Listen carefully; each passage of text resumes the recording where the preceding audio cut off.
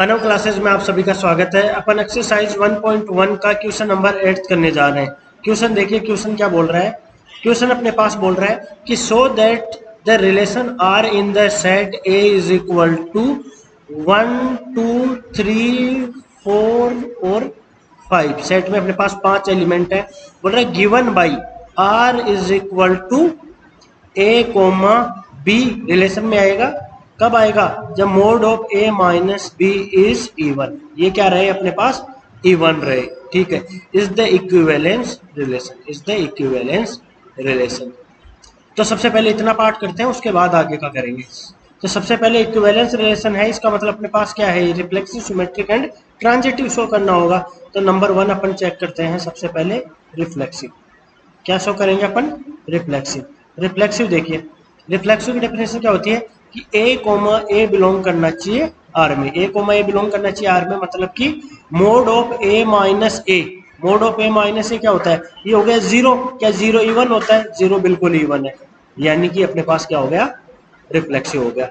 Number second check करते हैं। Number second क्या चेक करेंगे? सिमेट्रिक।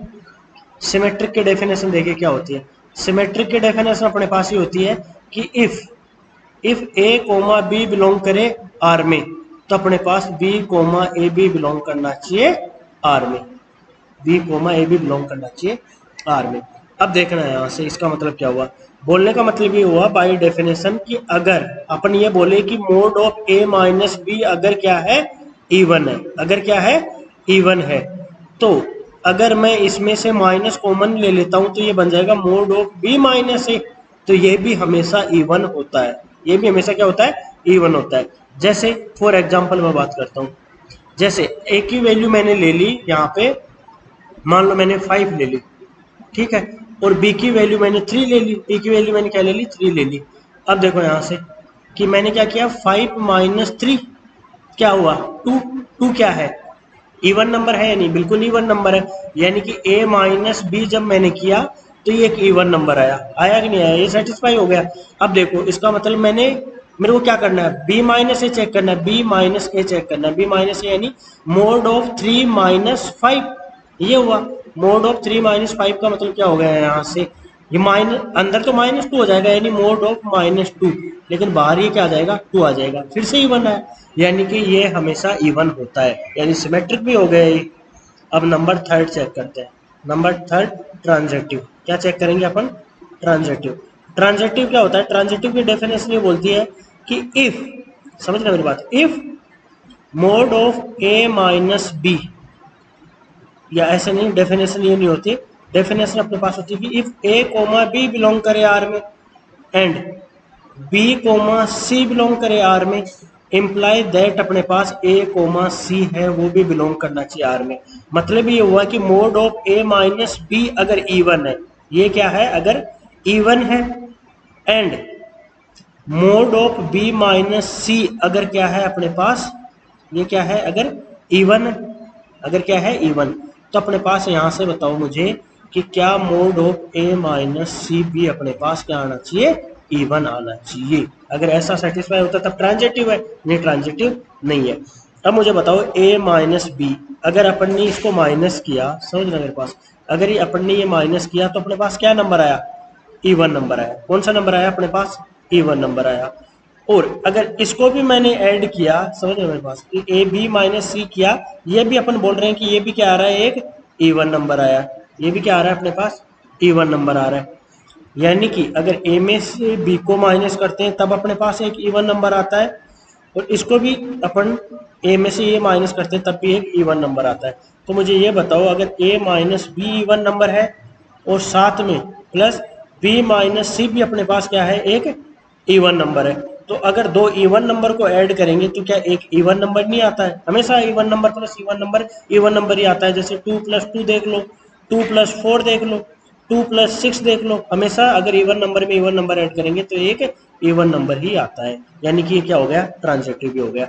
यानी ये भी हमेशा सेटिस्फाई करेगा। मोड ऑफ ए माइनस सी भी हमेशा एक इवन नंबर आएगा।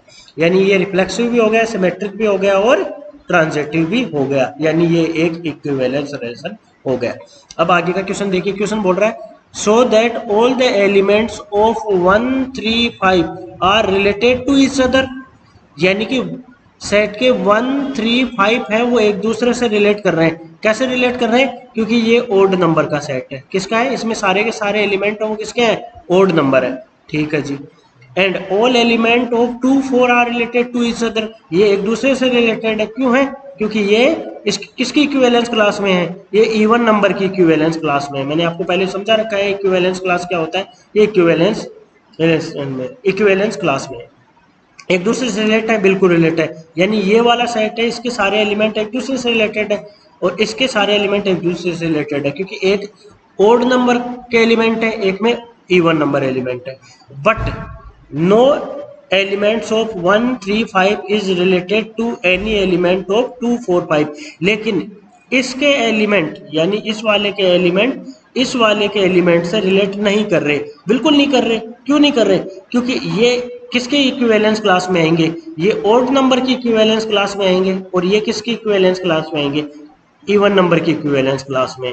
इस वजह से ये एक दूसरे से रिलेट नहीं करेंगे। मतलब कि अगर सिंपल वर्ड्स में बोले तो अगर मैं इस सेट को ए नाम दूं और इसको अगर मैं बी नाम दूं, तो ए सेट में अपने पास ओड नंबर है और बी सेट में अपने पास इवन नंबर है, तो ये एक दूसरे से रिलेट नहीं करेंगे। या फिर मैथमेटिकली मैं बोलूं तो सेट ए में इक्विवेलेंस क्लास किसकी है? ये इक्विवेलेंस क्लास ओड नंबर की है और ये इक्विवेलेंस क्लास इवन नंबर की है। इस वजह से ये एक दूसरे से रिलेट नहीं करेंगे, बट आपस में ये एक दूसरे से रिलेट करेंगे क्योंकि एक सेट में ओड नंबर है और एक में इवन नंबर है। आई थिंक मैंने आपको समझा दिया है। इसके बाद में अगर कोई डाउट रहता है तो कमेंट सेक्शन में डेफिनेटली पूछिए। और हाँ, प्लीज़ चैनल को सब्सक्राइब करना बिल्कुल मत भूलिए। Thank you everyone.